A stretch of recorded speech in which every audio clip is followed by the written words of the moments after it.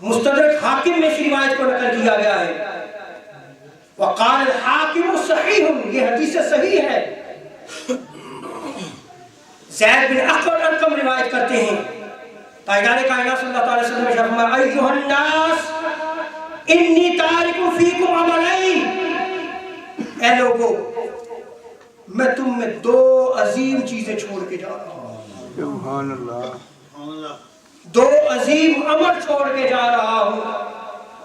لن تضلوا ان اتبعتموها، اگر تم ان کا تمسک رکھو گے، ان کا دامن مضبوطی سے تھام کر رکھو گے تو کبھی بھی گمراہ نہیں ہوگے.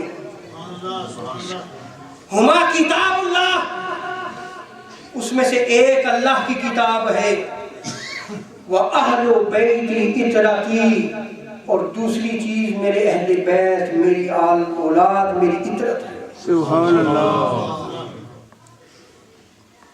سو تاجدار کائنات صلی اللہ تعالیٰ علیہ وسلم نے جو شورٹی دی ہے وہ قرآن اور اہل بیت ہے. ایک روایت میں قرآن اور میری سنت کا ذکر بھی ہے. علماء محدثین نے اس کی تطبیق کی ہے کہ قرآن سنت ان دونوں کا مجموعہ اہل بیت میں ہو. ان دونوں کو اگر سمجھنا ہے تو اہل بیت کی سیرت کو دیکھنا ہوگا. ان دونوں کو سمجھنا ہے تو اہل بیت کی زندگی کو دیکھنا ہوگا. تب قرآن و سنت کی صحیح سمجھ آئے گی. اور کون اہل بیت؟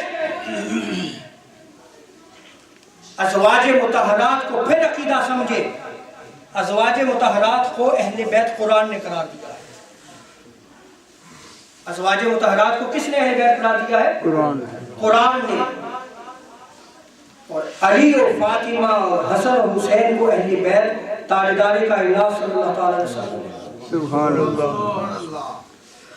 جامع ترمذی کی روایت ہے، معجم الاوس میں اس روایت کو نقل کیا گیا ہے کہ جب یہ آیت کریمہ نازل ہوئی انما یرید اللہ لیذھب عنکم الرجس اہل البیت ویطہرکم تطہیرا، جب یہ آیت کریمہ نازل ہوئی تو تاجدار کائنات صلی اللہ تعالیٰ علیہ وسلم نے اپنی کالی کملی میں حسن و حسین کو چھپایا،